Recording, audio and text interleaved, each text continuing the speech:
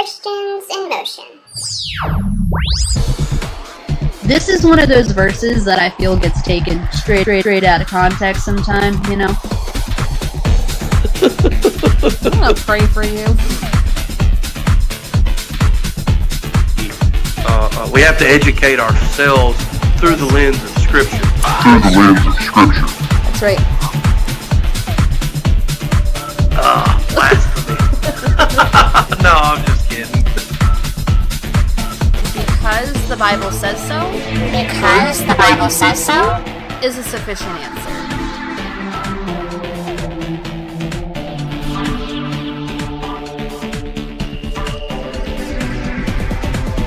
Hi there, and hello, welcome to the Christians in Motion podcast. My name is Kristen, and I'm here with my weirder co-host, John Watson. Hi, John Watson.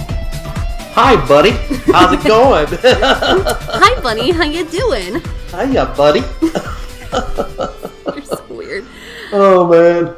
How's your week going, John? I've had a really good week, actually. This past week, I got to go to Golden Triangle Comic Con. Shout out to the nerds out there that listen. I met the guy that does the voice for Black Panther on one of the shows that I watch, Avengers Assemble. Nice. He actually signed. I collect pop vinyl figures. They're the little squatty guys in the box, whatever. It's a nerd thing, but he signed it, and he put King John, Wakanda Forever, because he plays Black Panther. So I thought that was kind of cool. But yeah, I just hung out, took some pictures with some people dressed up, and back in school. You know how. Last semester though, I see the finish line. I've already applied for graduation. So Nice. So yeah. What about you? I worked all week. The end. Okay, well, thanks for joining, guys. All right, that's the episode. We'll see you guys next week. Just kidding. Hey, speaking of back to school, John, I think we have a guest here to talk about back to school time, right? We got a guest tonight? We got a guest tonight. So they don't have to listen to me blumber and fumble over my words all night? No, Awesome. our listeners actually get to listen to someone who knows what she's talking about. I want to learn! Y'all gonna get learned up tonight because joining us is the lovely, the very intelligent Dr. Elizabeth Wolfe. Elizabeth, thank you so much for joining us and being here. Yay. You're so welcome. Thanks for having me on. All right, so to get us started, why don't you tell us and our listeners just who you are and what you do? Which is kind of a long story.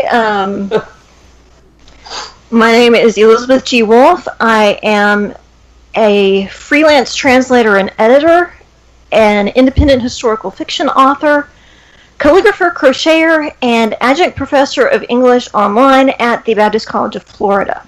Nice. Wow. And you forgot your best qualification. You are a self-proclaimed nerd, which is our favorite Yes, thing I am. about you. Because we're big nerds here, too, so you're in good company. Wait, we got comic book nerds here? Or no? You just said you went to Comic-Con. You But are no, a that's- comic book nerd. But I'm saying, like, if I'm a nerd and she's a nerd, maybe she likes comics too. I don't know. I'm not as big in the comic book fandoms, but I have written an essay on the television show Supernatural that's in a book called Supernatural Humanity and the Soul on the Highway to Hell and Back. I must check this out because I think Supernatural's pretty cool. So I got to check this one out. Yes. So, Dr. Wolfe you are a professor at a Southern Baptist University in Florida. Yes, I am. So, you're here to talk to us about college and education. Now, this is something, like right now it's back to school time. Kids are going back to school. Some adults are going back to school. This is something that it may not seem like, okay, this is a Christian podcast. Why are we talking about college? Why are we talking about education? The reason we wanted to kind of address this, here's the 800-pound gorilla. There's this narrative that Christians shouldn't be going to college, specifically Christian women. They don't need to go to college. But we're here to say that we think that education, specifically college education, can absolutely be God glorifying. So yes, it can. That's kind of why we wanted to address that. So can you just briefly address that this whole narrative that don't educate yourself? Can you address that briefly? Right. I mean, there are kind of two equal and opposite errors in society in general and Christian circles in particular that we need to avoid. On the one hand, you have the intellectual snobs who say everybody has to go to college, that if you don't have a college degree, preferably an advanced degree, you are worthless, your opinions mean nothing. Right. All of that. I once knew a guy who, when he started to seminary, all of a sudden he did not want to talk about theology with me until I had read exactly the same books that he had read. Never mind that I had been into apologetics since junior high, if not before. Everything that I had read was written for a popular audience, and so it wasn't worth discussing. I was like, truth is truth, no matter who's writing it. Amen. Fact. But on the other end of the spectrum, you have this anti-intellectual snobbery that takes the fact that there is real cause for concern about the state of a lot of colleges now. And you can read up on this from groups like FIRE and Campus Reform. There is real cause for concern. But they take that as a pretext for saying that nobody should ever go to college, that college is a hellhole, and so on and so forth. And that's unhealthy too, especially when it comes to the idea that Christian women should not be going to college. Because whenever you have Group A say that Group B should never be educated, and especially when Group B should not be allowed to read the Bible independently, Group A is trying to control Group B. And you see individuals saying that women shouldn't go to college because afterward their husbands have to spend years unteaching them what they learned and teaching them how to think the right way. If somebody is telling you that you need to be re-educated because of your wrong think, that is not love. That's tyranny. Right. And if those phrases don't send a chill down your spine, you need to read George Orwell.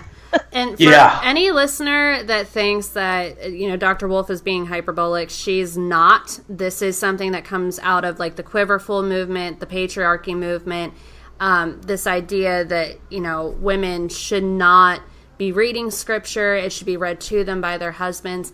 And, Elizabeth, as someone who is a professor at a Southern Baptist college, you know that this mentality is something that the reformers fought against. Absolutely. Like, they wanted the scripture in the vernacular. They were like Oprah with the Bible. Like, you get a Bible, everyone gets a Bible. This was especially since I am a medievalist, I know that kind of attitude is exactly the attitude that the clergy had toward the laity. Easily by the mid 12th century. Certainly by the 14th century, when you had people like John Wycliffe define the hierarchy of the church to translate the Bible into the vernacular, because the priests were saying, the Latin Vulgate had been the official translation for centuries by that point, but not only were the clergy saying you should not read the Bible for yourself, we'll tell you what you need to know, and then preaching all of their sermons in Latin, knowing that their congregations couldn't understand them. And that's dangerous. It is. Yeah. They were also forbidding people from taking communion, from participating in the Eucharist, which, if you understand Catholic theology, was basically saying you do not need to have direct access to Christ. Right. We are keeping you away from God because he doesn't want to mix with the hoi polloi. You don't want to sully his presence with yours. And you have Wycliffe, you have Jan Hus, you have William Tyndale pushing back against this even before Luther. Yes. And it's just a terribly dangerous mentality to have.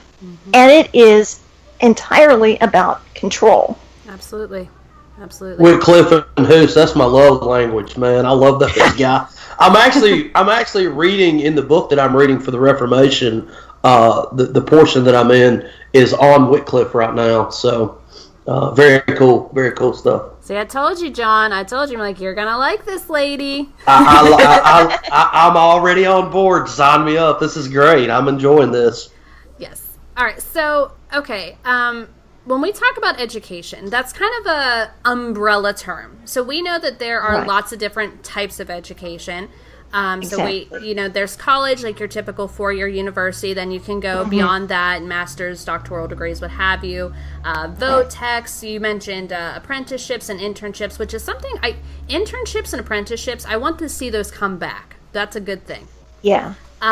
Even things like self-education, going to a library, going to a museum, reading a book. There's not, when we say educate yourself, we're not saying you need to do like the whole dorm room and pizza runs. We're saying pick up a newspaper, pick up a book. I don't know, maybe listen to a podcast. Yeah, just Gee. I wonder which one. I heard the Christians in Motion podcast is really good. Stop it. So there are lots of different ways in which we can learn. And like you mentioned, Elizabeth, like the 4-year university may not be for everybody. Exactly. And, there are many reasons why you would not want to go to a 4-year university. Right. They could be financial, they could be vocational, they could be a matter of you not learning the way colleges teach. And that's not an intelligence issue, that's just a learning style issue. There are very intelligent people like my own grandfather who had to drop out of school to go to work to care for their families because of one or both parents dying. Right. There are a lot of reasons why you would not go to a 4-year college that have nothing to do with your intelligence or any sort of sin in your life. I mean, college is not a sacrament. Let's put it that way. Right. I was just saying it's funny. I was just going to say real quick. It's funny you mentioned that because my wife, she went to a 4-year. She has a 4-year, major from university, a major SEC university, and I am actually doing a 2-year trade school. So that just kind of blends our points that there are all manners of education. It doesn't really matter. There's not a pinnacle of education. There's a lot of different avenues and resources that we have to educate ourselves. So, and even once you've got your degree, you should still be learning. There are continuing education classes. There's on-the-job training that you're probably going to need.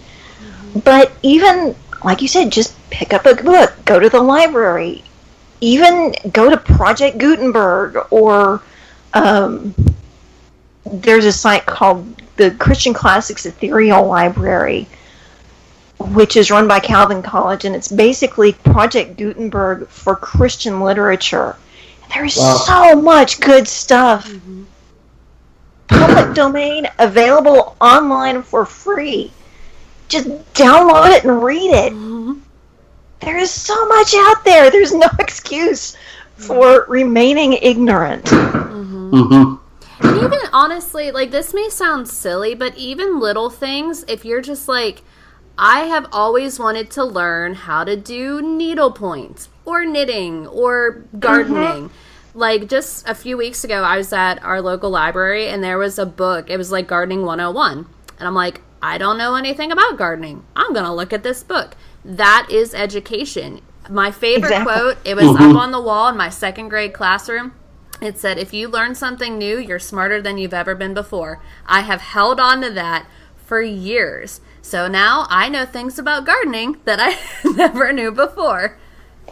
Exactly. I mean, what is the whole For Dummies series if not self-education? Exactly. So let's segue this in. Now, this is really where we're going to get into your area of expertise. What is the purpose of education? This is where you get to kind of take this podcast and run with it. Okay. There are really three major purposes for education. Okay. And here, again, we're talking about post-secondary education because I figure most everybody agrees K through 12 you need. Right. We're talking about after that where the controversy lies. The one most people recognize immediately is training for a career. What are you going to do with your life? What training do you need to do well in that field? And that leads to the question, what has God called you to do with your life? A lot of people get scared when that question comes up because they think vocation means pulpit ministry or foreign missions. And that's not the limit of what God can call you to. I mean, there's a podcast from my alma mater called Baylor Connections where different members of the faculty are interviewed. And my organic chemistry professor was interviewed not long ago, talking about his work in research on cancer drugs. And he says several times over, this is where God has called me to be. And, you know, even within the church, we are a body of believers. Not every member of the body has the same function. Yes, the pastor is important, but so is the secretary, the treasurer, the deacons, the janitor, the groundskeeper. Yes. Everybody has a place, and it doesn't all have to be the high-profile, glamorous, high-responsibility positions within the church. Right. And in society at large. One thing I think Mike Rowe has done brilliantly with his show Dirty Jobs is bringing up all the nitty-gritty jobs that people don't even know about, that society still needs to function. And yeah, cool show. Yep. The reformers in particular, especially Luther, really hammered home that these are all vocations too. And if God has called you to be a shoemaker, by golly, be the best shoemaker that you can be. Amen. Because the word tells us, whatever you do in word or deed, do it all to the glory of God. Yes. Amen. Yeah, no, you're absolutely right. And I love that you brought up that, you know, within the church, sure, you got the pastors and the worship leader, the men and women that people see week after week after week.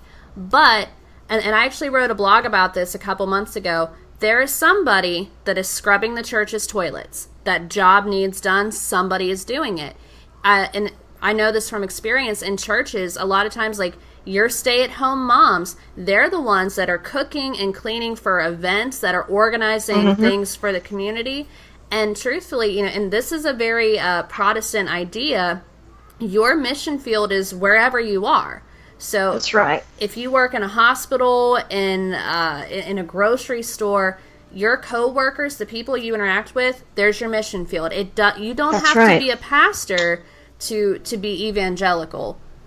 That's right. I mean, we are all subject to the Great Commission. That's right. We are all called to be Christ wherever we are, to minister to the people around us, to bear witness to the truth of Christ. And, maybe we're not sharing the 4 spiritual laws with everybody we meet, but there is such a thing as lifestyle evangelism.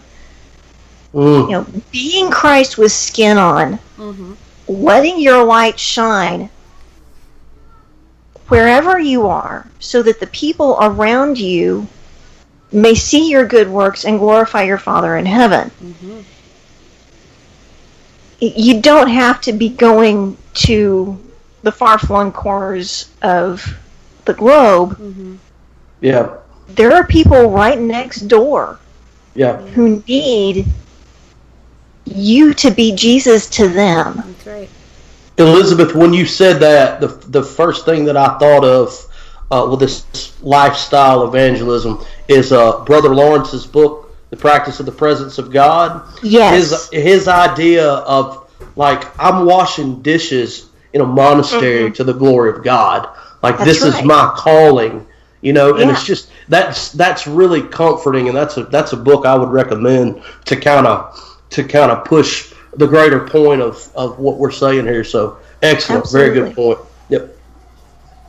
Well, and, I don't want to spend too much time on this point, but you mentioned missions, Elizabeth, and John just got back from a missions trip.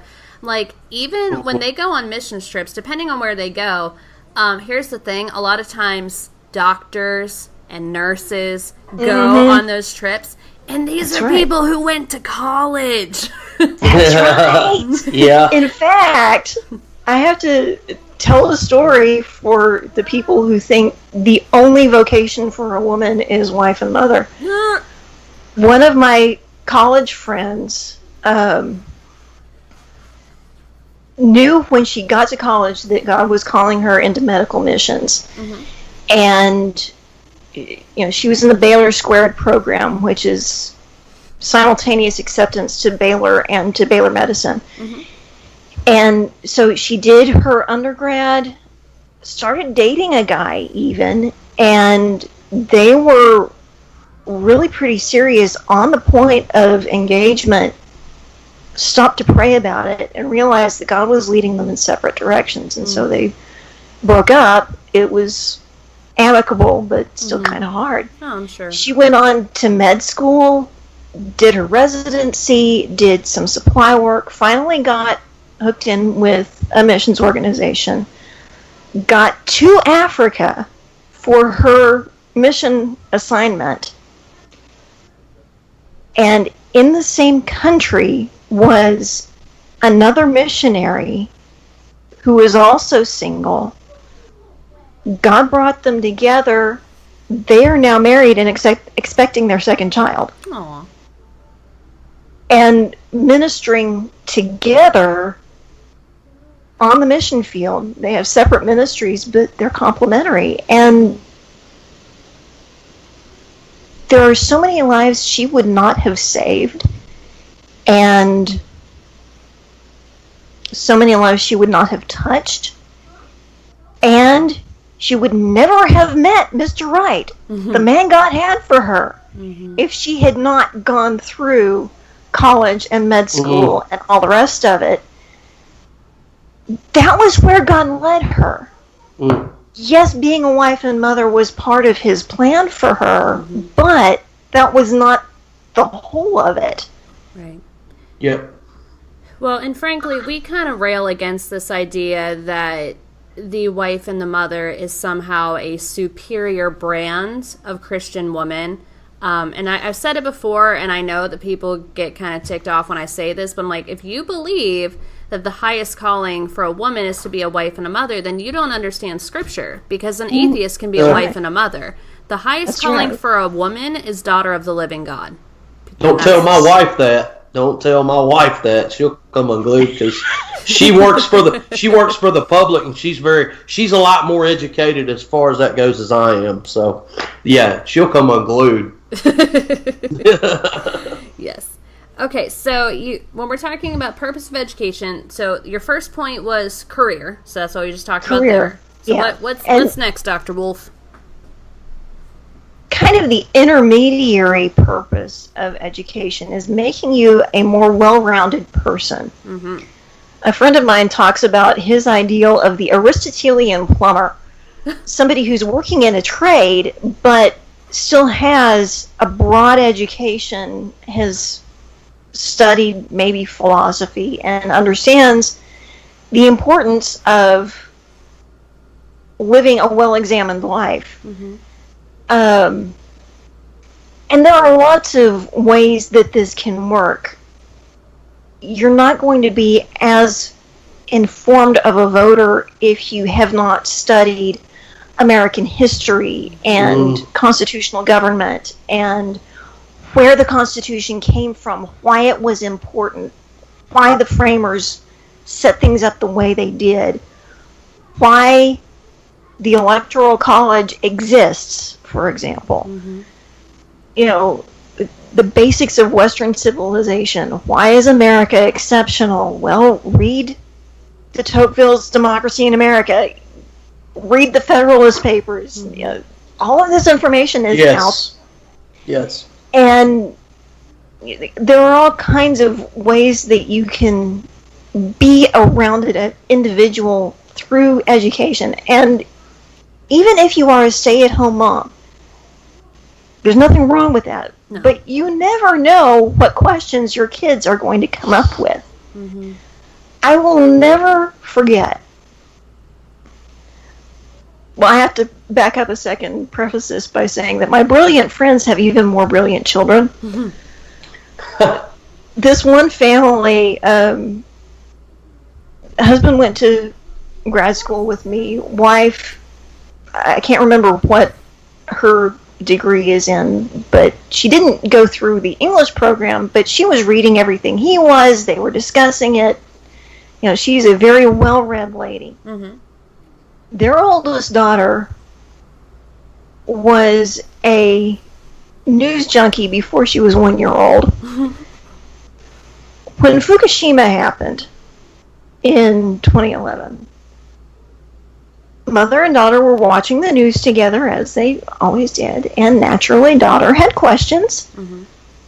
And she kept asking questions, and she kept asking questions, and finally mom got on Facebook and asked, how do I explain nuclear fission to a 3-year-old? Or 35-year-old. But, you know, if she didn't know the basics of how nuclear reactors work, they wouldn't have gotten that far. Right. Oh, that's just so funny. So funny. They come up with the wildest questions, and the thing is, kids expect mom and dad to know everything. Yeah. And if your consistent answer is, I don't know and I don't care, that's not important, sooner or later, kids are going to decide mom and dad are stupid, they don't know anything, and so why should I believe them when they say I need to believe in Jesus? Oh. Wow. Oh. Oh, Dr. Wolfe just dropped the mic. Sick burn. Apply water to burned area.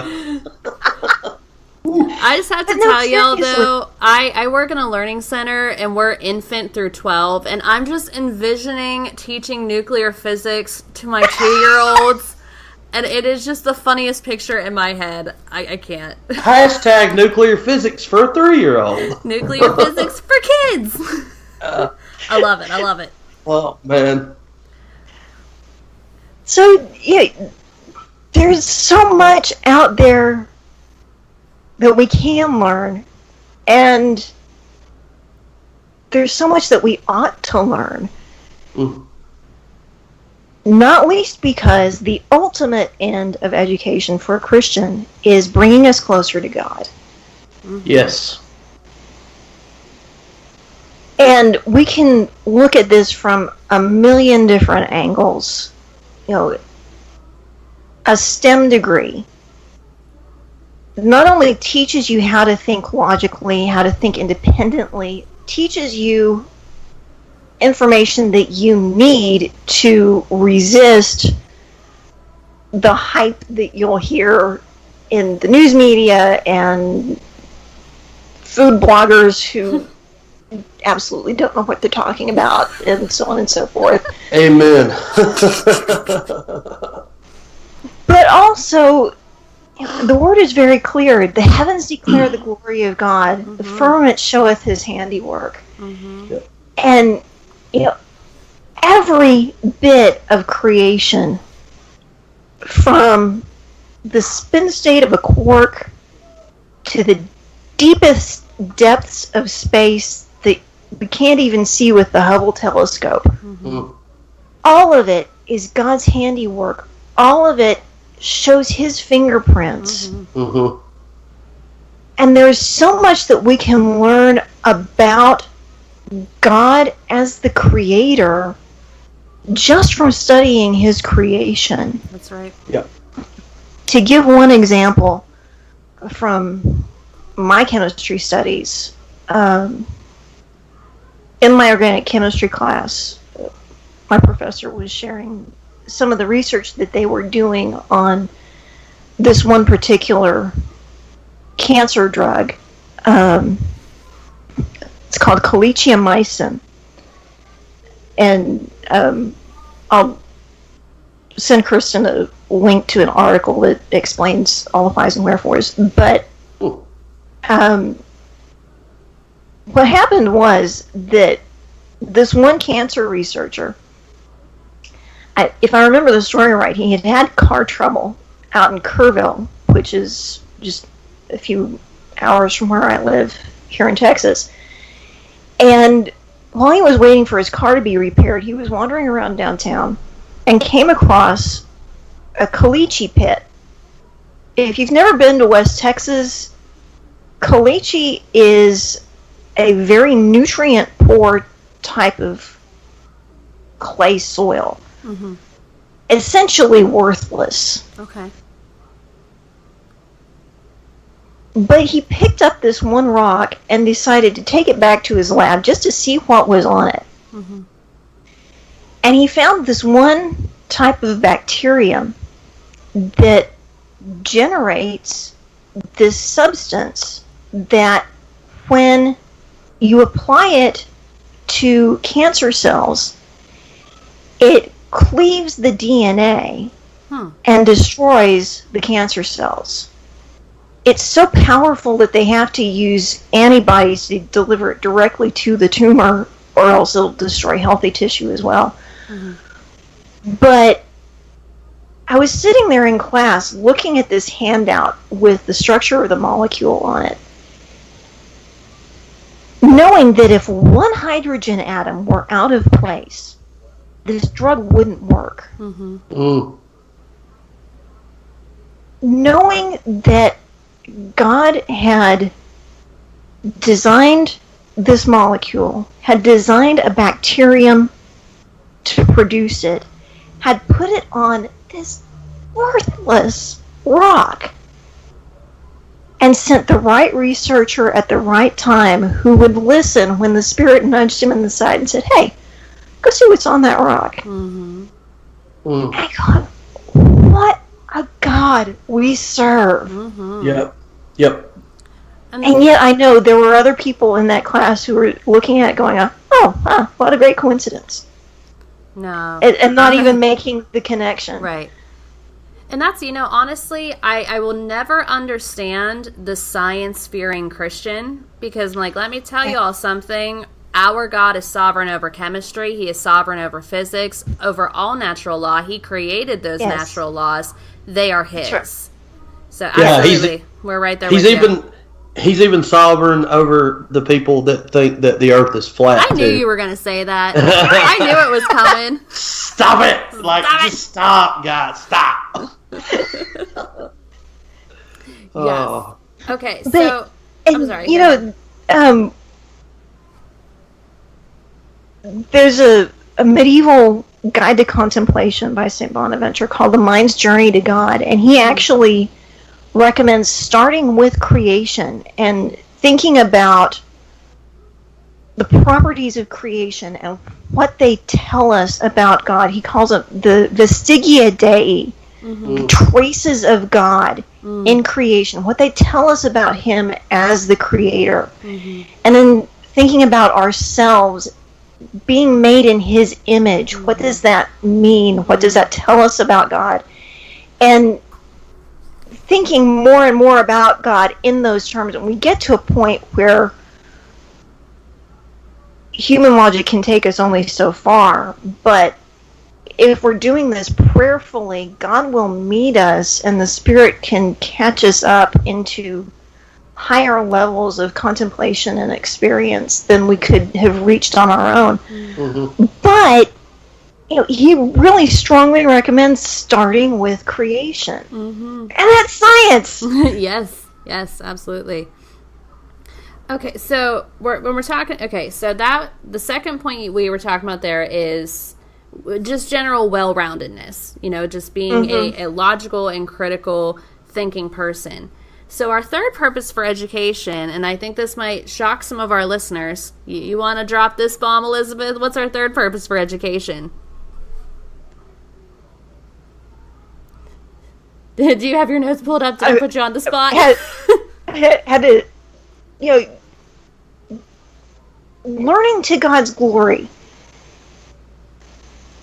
Not from the past, from science, from literature, which we'll probably talk about here in a minute. But all of this opens doors for ministry. That's right. Because you get talking with people about all kinds of stuff. And it doesn't have to be, say, do you know that God loves you and has a wonderful plan for your life? I mean, that's true. But, Hashtag Joel Osteen. Stop it. Stop it. You can talk about science, and you can talk about books, and you can talk about this, that, and the other, and all of it can lead us back to talking about God. If you're reacting in a knee-jerk way to whatever, especially if you're just blowing off the importance of science, people are not going to take you seriously when you're talking about God. But when you have thought these matters through, when you know the science, especially creation science, it opens a door, because people can't just write you off as an ignoramus anymore. Right. You're not relying on religion as a crutch. It's not the opiate of the masses, to use Marx's terminology. You're somebody who is well-read, well-educated, thinks well, and you still believe in Jesus? What's going on here? John and I, we've said that before, that you have a lot of secularists that they think to go toe-to-toe with another Christian, that they are dealing with these flat earth believing, let's have 25,000 babies kind of people that can't think, like you said, use religion as a crutch. And when they go toe-to-toe with some of these, like Dr. James White comes to my mind, because we love Dr. White on this podcast. Yeah. These are, when they go toe-to-toe with these apologists and scientists, that they are smart. They're not just saying, like you said, Jesus loves you and he has a wonderful plan for your life. These are people that are thinking critically. They have an answer for everything. They know how to defend the faith. They know how to defend science. These secularists don't know what to do, and they get mad. Like, apologetics. They do. Yep. And to tie this back to the roundedness and good citizenship argument, let me give you an example from when my friends and I from grad school were teaching freshman composition. One of my friends would introduce the unit on how to write an argument essay by presenting a chapter from a book that she had stripped the author's name from. Just, here is this argument, what do you think about it? Mm-hmm. And if I remember right, it's something to do with social Darwinism. And the class would debate it. Bear in mind, this is at Baylor University. And there were a lot, more than you would expect, who would say, well, you know, if evolution is true and we accept premises A, B, and C, well then, yeah, conclusion D makes sense. And it was usually only the students who had some sort of background in creation science who knew where these arguments led, who were able to push back and say, no, wait, we are made in the image of God. These arguments don't follow, and they are dangerous. Finally, when everybody had hashed it out to everybody's satisfaction, my friend would drop her the hammer on him.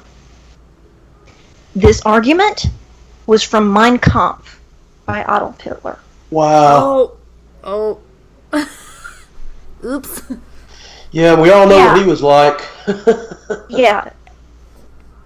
But it just goes to show you need to know your enemy 101. That's right. But know the science, know the facts, know how we can defend the idea that in the beginning God created the heavens and the earth. Right on. Yes. That it is through faith we understand that the worlds were framed by the Word of God, so that what is seen was not made by that which is visible. We can prove this. There are lots of books out there.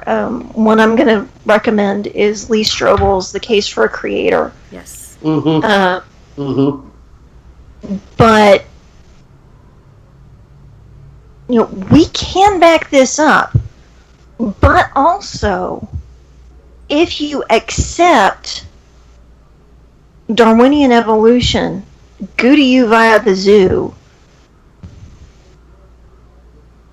the logical endpoint is eugenics and genocide and so on and so forth, because you can use those ideas to back up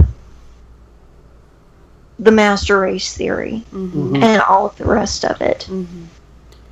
And while you were talking about, genocide, Hitler, all of that, since we're talking about education, just a quote that's pretty fitting for this episode. Adolf Hitler is noted for saying, "What luck for rulers that men don't think." And when I read that, it just sent chills up my spine. Yeah. So, yeah, education is important. So just to kind of recap, Elizabeth, everything that you have been saying, we kind of summarized that the three purposes for education, and just a reminder, when we're talking education, we're talking everything from reading a newspaper to going to get a master's degree. The three purposes would, number one, be career, vocation. Number two, well-roundedness. And number three, to the glory of God, which... I think that was a good summary. We did a good job on that. Patting myself on the back. Now, we've been talking a little bit about books throughout this podcast, right. So we want to take just a couple minutes to really talk about that. When we talk about literature, so it's, okay, you mentioned the, how-to books, like the For Dummies series. So obviously, if you pick up the World War II for Dummies, obviously, that's educational. You're going to learn about World War II. It's a nonfiction book. You're going to learn from it. But you made a claim that fiction is actually very educational. It's not just entertaining, and it's really important. It is. So talk to us about that. Yeah. Okay. Let me find... Because when you were we were talking like off camera a little bit about Christian literature, like wait till she explains this. When you were talking about the importance of Christian literature, especially Christian fiction, it kind of blew my mind a little bit. And I was like, oh, that makes so much sense. Okay, I want to start off with a quotation from John Milton's essay of Education, which is very good if you're interested in education generally, classical education in particular. He kind of goes through his ideal school curriculum. But he says, the end then of learning is to repair the ruins of our first parents by regaining to know God aright, and out of that knowledge to love him, to imitate him, to be like him, as we may the nearest by possessing our souls of true virtue, which being united to the heavenly grace of faith makes up the highest perfection. And that's education generally. But when we talk about imaginative literature, fiction, fantasy, science fiction, all of that,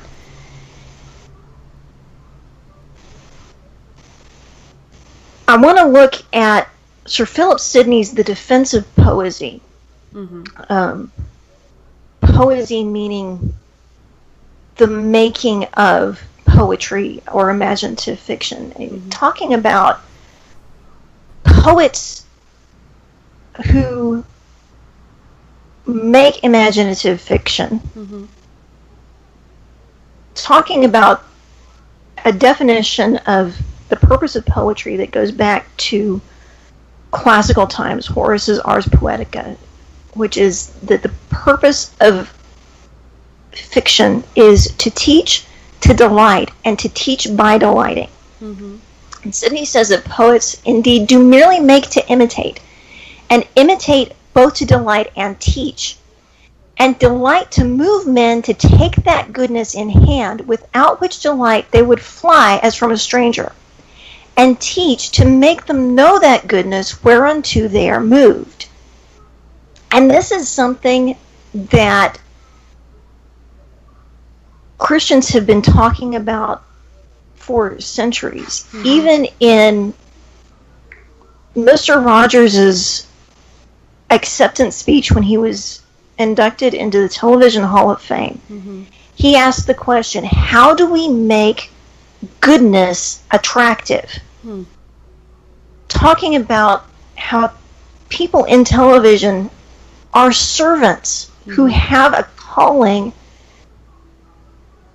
to teach people to love goodness. How do we do that? And this is something that literature does better than anything. Quote by C.S. Lewis, talking about what he calls elsewhere smuggling any amount of theology into men's minds under the cover of fiction. He says, I thought I saw how stories of this kind could steal past a certain inhibition which had paralyzed much of my own religion in childhood. Why did one find it so hard to feel as one was told one ought to feel about God or the sufferings of Christ? I thought the chief reason was that one was told one ought to. An obligation can freeze feelings. But supposing that by casting all these things into an imaginary world, stripping them of their stained glass and Sunday school associations, one could make them for the first time appear in their real potency. Could one not thus steal past those watchful dragons? I thought one could. And, of course, as we know, he went on to write the Chronicles of Narnia, which is based on a supposal. What if there were a world populated mainly by talking beasts and mythical creatures? How would Jesus appear in that world? How would he redeem that world from sin? Well, Read The Lion, the Witch, and the Wardrobe. And that brings us on to his best friend, J.R.R. Tolkien, and his seminal essay on fairy stories, which talks about, in part, some of the virtues of fantasy, which we really need in the present day, particularly. There's a brilliant essay by Alan Jacobs called Fantasy and the Buffered Self that talks about the role fantasy plays in the modern world when we are kind of stuck in this flat, immanent frame is the term that Canadian philosopher Charles Taylor uses. And for more on this, I'm going to refer you to my friend Alan Noble and his book, Disruptive Witness, Speaking Truth in a Distracted Age. He talks about how technology distracts us and prompts us to put up barriers to belief because it keeps us from thinking deeply about anything. And Alan Jacobs in his essays, working from Taylor also, talking about fantasy specifically and how it affects that buffering of ourselves from each other and from belief. But Tolkien, writing much earlier, of course, talks about the virtues of fantasy as a genre of fairy stories that take us out of ourselves. One of the virtues is fantasy itself, the way the arresting strangeness of a secondary world causes us to stop and pay attention to things that we wouldn't normally. Plus the art, the subcreation that goes into the construction of a world like Middle-earth that other people can come up to and enter into and walk around in and see how this world is put together and how it holds up. All of that sparks the use of the imagination, which is very healthy. He also talks about recovery through fantasy, recovery of perspective, recovery of moral health, recovering of mental health. Lewis talks a lot in The Abolition of Man about reading the right kinds of books and how people who argue that things like virtue and sentimentality in literature are worthless and illusionary are actually teaching students to reject those things in real life and creating what he calls men without chests. In the classical order of things, the head, which is the seat of the reason, rules the stomach, which is the seat of the passions, through the chest, the heart, the seat of morality, of virtue. And by creating men without chests, we're creating a generation of kids who have no virtue. We teach them to scoff at truth, and then we're shocked when they cheat on their tests, or things like that. Tolkien argues that reading fantasy especially can help us recover from that kind of educational abuse. There's also the virtue of escape, which is not escaping from reality altogether. It can take us out of the strictures of modern life, and it can take us out of specific bad things, but it takes us out of reality to equip us to better escape back into it and function better as humans, as Christians, in a difficult world. And he says, who is so opposed to escape as a jailer? Mm-hmm. The people who are wanting us not to read escapist literature are the people who are trying to control us. Mm-hmm. Yeah. Really. Yep. There's also the consolation of satisfied desire that comes out of fantasy. And that can take a whole bunch of forms, whether it's the desire to fly or the desire to witness magical things, or the desire to escape from death.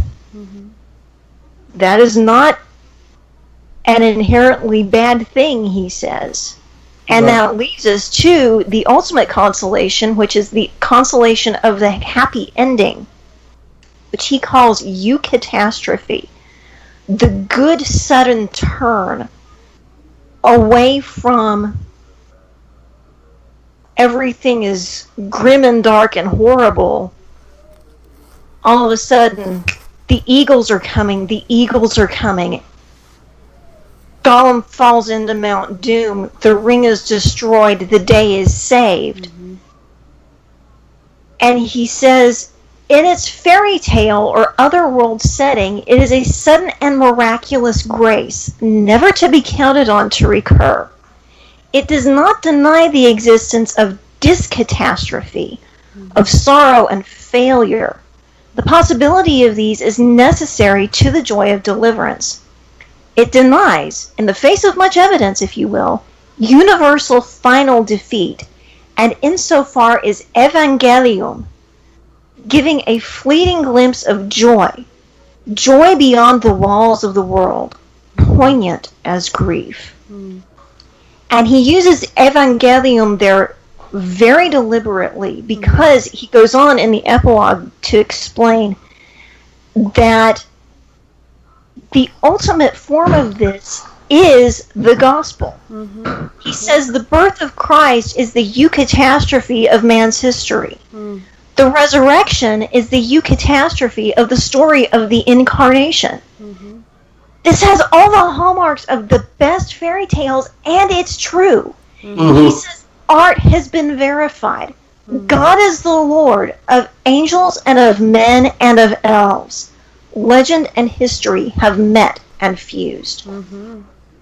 And so he argues this verifies our impulse as humans, as creators made in the image of the Creator, to create fantastic fiction. He says in his poem Mythopoeia, which he wrote to Lewis after their famous conversation on Addison's Walk that led to Lewis's conversion, he says, the heart of man is not compound of lies, but draws some wisdom from the only wise and still recalls him. Though now long estranged, man is not wholly lost, nor wholly changed. Disgraced he may be, yet is not dethroned, and keeps the loud rags of lordship once he owned, his world dominion by creative act. Not his to worship the great artifact, man a sub-creator, the refracted light from whom is splintered from through whom is splintered from a single white to many hues, and endlessly combined in living shapes that move from mind to mind. Though all the crannies of the world we filled with elves and goblins, though we dared to build gods in their houses out of dark and light, and sow the seed of dragons, 'twas our right, used or misused. That right has not decayed. We make still by the law in which we are made. And so we don't even necessarily have to have a conversion scene in our Christian fiction. As long as we are telling the truth of the gospel in whatever form it takes, whether it's something like Risen, where you're giving outsider perspective on the crucifixion and the resurrection, or a fantasy like The Lord of the Rings, which Tolkien himself said is a fundamentally religious and Catholic work, Unconsciously so at first, consciously so in the revision. The Chronicles of Narnia, even cheap stuff that other people don't think has much literary merit, as long as we are telling the truth of the gospel, it is going to lead people back to Christ, ultimately. And this is something that Bonaventure gets into in another of his treatises. It's a very small work called Retracing the Arts to Theology. His premise is that every good and perfect gift is from above, coming down from the Father of heavenly lights. And so all the arts, the liberal arts that are an end in themselves, or the servile arts that serve another end, like woodworking, metalworking, sewing, weaving, etc., they are good in themselves, but ultimately they ought to lead us back to contemplation of God. Because we as creators are saying something about our Creator by exercising that gift that He has given us. Absolutely. And just got to do a shameless plug here. Of course, we would absolutely recommend literature like The Lord of the Rings and The Chronicles of Narnia. And basically anything that C.S. Lewis wrote. Like, we actually recommended the Screw Tape Letters a few episodes ago. But Elizabeth and I are actually working on some Christian literature right now. It's called BC Now. It's not ready yet. The authors are still writing, but it's coming soon. So if you follow Witty WordPress on Facebook, you'll get updates. It will be Christian fiction, and there might be a little bit of gospel in some of these stories. Another Witty WordPress anthology that's out now of Myths and Men, the story that I co-wrote with Enola G. Freeman, we're kind of playing off Catholic legends, but it's heavily gospel-centered. Oh, yeah. And especially any writer that is Christian, like, you're going to put your theology into your writing. It's going to happen. It comes out naturally, just right because of the Christian worldview. Even if you are down on worldview apologetics, our faith shapes our understanding of the world. Yes. And if you start, for example, with the idea that humans are specially created in the image of God, that's going to influence the way you write about people. Absolutely. And the kinds of situations that you put them into, and especially if you believe in a personal God who is active in the universe, covertly, overtly, whatever, that's going to come through. There was one element that I put in The Holly Bears the Crown, our story of Myths and Men. The main character has been telling God, thank you for this bit of provision, but I'm getting really tired of manna.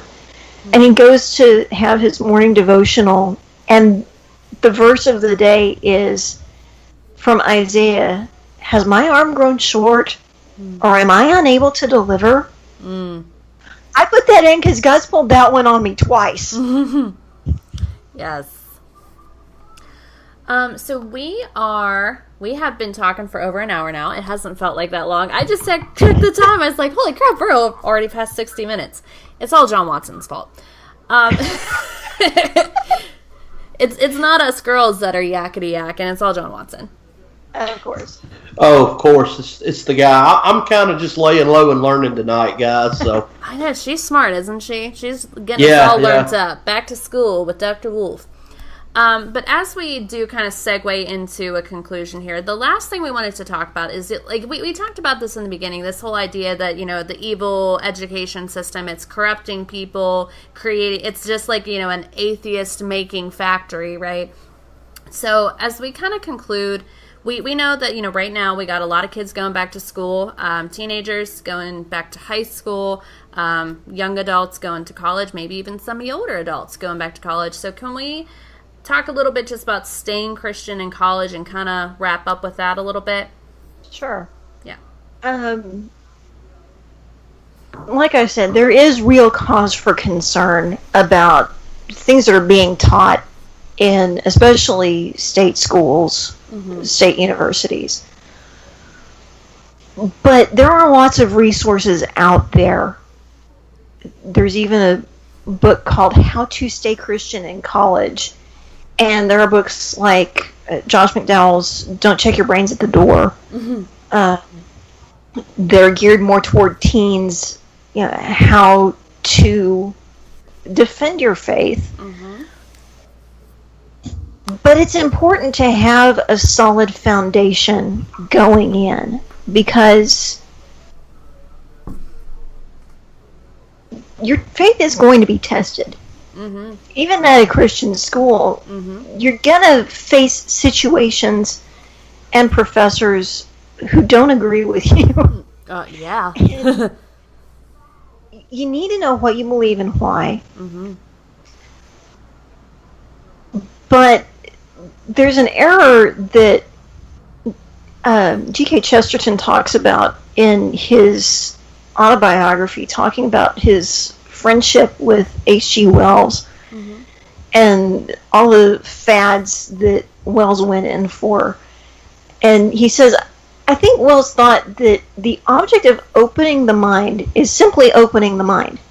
Whereas I am incurably convinced that the object of opening the mind, as of opening the mouth, is to shut it again on something solid. Yeah. You don't want to be so open-minded that your brain falls out. But bear in mind that the greatest commandment, as Jesus states it in the Gospels, is, thou shalt love the Lord thy God with all thy heart, soul, strength, and mind. God gave you a brain. Use it. Study apologetics. So many resources out there, like Evidence That Demands a Verdict, More Than a Carpenter, Lee Strobel's books, Ravi Zacharias, Lou Marcos, who is a friend of mine, Dallas Willard, on and on and on. If you have a firm foundation going in, you'll be able to hold up when you're challenged. It's not necessarily a bad thing to change your mind about something if you find out that you're wrong. But having that solid foundation in the Word and in the classic arguments of the faith can help you avoid coming to the conclusion that Christianity is stupid and I'm too smart for this now. Right. It'll keep you grounded. And the other thing is, people who rail against college as being a wretched hive of scum and villainy don't recognize that temptation is going to find you no matter where you are.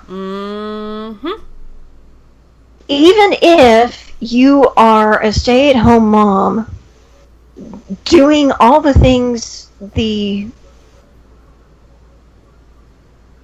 oppressors, I'll just use the word, say that you ought to, sooner or later your husband is going to do something that irritates you. What? And you're talking crazy. And that's going to leave an opening for resentment, for pride, for anger. Even if you went somewhere that even GPS couldn't find you. Satan There can will still still find be you. temptations in that place. Because, as Solzhenitsyn puts it, the line between good and evil runs through the human heart. And so not going to college is not necessarily the best safeguard against falling away from the faith. And something C.S. Lewis wrote in A Grief Observed when he was mourning the death of his wife jumped out at me recently. He says, you never know how much you really believe anything until its truth or falsehood becomes a matter of life and death to you. It is easy to say you believe a rope to be strong and sound as long as you are merely using it to cord a box. But suppose you had to hang by that rope over a precipice. Wouldn't you then first discover how much you really trusted it? Only a real risk tests the reality of a belief. You're going to be tested no matter who you are, no matter where you are, no matter the walls you put up against temptation. Temptation is going to come. Jesus himself was tempted. That is not in itself a sin. But you have to be ready ahead of time. Yes. To be able to resist. And the great thing is, we can rely on our faith. Corrie ten Boom wrote after having survived Ravensbrück concentration camp.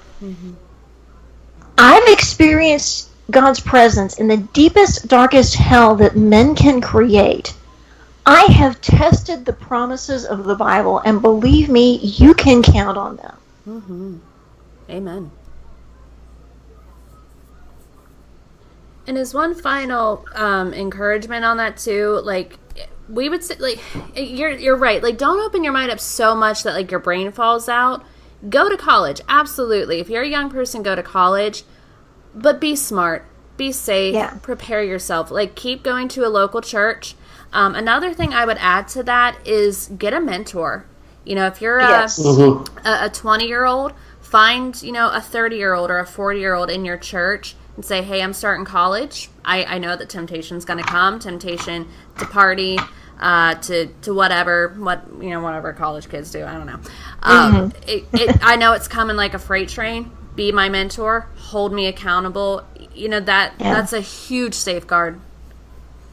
Yeah, and there are campus ministries, and especially if you're going to a Christian college, you can have professors who are just outstanding mentors. I was so blessed at Baylor to have a whole bunch of just really outstanding faculty mentors, and now I'm graduated, I can call them friends who cared about me as a person, as a fellow believer, and were there for me, prayed for me. And you know, when 9/11 happened, I happened to be taking an independent study German course with one of my favorite professors, who had also had as a student Heather Mercer, who was one of the missionaries captured by the Taliban, and who had been a friend of mine. And so we kind of supported each other until Heather and Dana were rescued. And there are student Bible studies and so forth. I miss my grad student Bible studies so much. Great friends, great time in the Word, digging deep, talking about the hard things of the faith, and just doing life together. You don't have to go to college to get those things, but it's a benefit I will say, my parents are still friends with people from their Campus Crusade group when they were in college. And you can make friends for life who are just solid Christians who will walk with you. Because the hard times are going to come. Oh, yeah. Oh, yeah. And you need people beside you who are willing to pray for you, who are willing to say, yeah, I get it, I've been there. Or even, no, I haven't been there, but I'm with you. Absolutely. And college is a good place to make those friendships. Absolutely. So Dr. Wolfe here, she is a professor, so she's put together a nice little reading list for you all. Everyone has homework from the professor. She does have a lot of recommended reading and articles that she has sent to me, and we will put those in our show notes.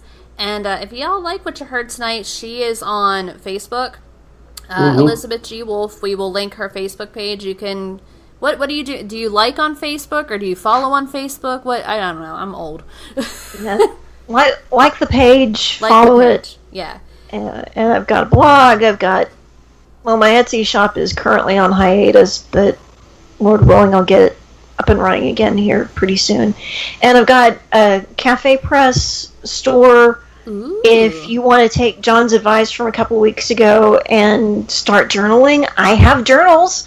Yes, nice. Yes. Check that out. and art and so forth. Primarily Christian focused. House blessings and Celtic knotwork and that kind of thing. Very good. Yes. We're about out of time for this week. Do you have any final thoughts? Anything you needed to add that maybe you didn't get to say earlier? Hey, sick of bears! Oh my god. Oh boy. That's awesome. Oh jeez. Kristen, before we get out, I do very quickly want to, I should have did this at the beginning. I want to shout out a page that I really like since we've been talking about Tolkien and Lord of the Rings, which I absolutely love. You guys check out the Facebook page. Christian Middle Earth memes and deep thoughts. Go check them out. They're funny. All of the administrators are Christians. It's great stuff, biblical and content. And if you like Lord of the Rings, you'll love it. So check them out. Just wanted to shout them out. Yes, we'll link their page in our show notes. Everything is in the show notes except when I forget to put in show notes. I'll remember this time. But I think that's it. Are we good, John? Yeah, Dr. Wolfe, thank you for being with us. Yes, much appreciated. Our audience is good. We loved you, and our audience is going to love you, I know. So we're ChristiansInMotion.org. Check us out. Weekly blogs on Tuesdays and Thursdays. Podcast every Wednesday. Later, guys. Okay, bye.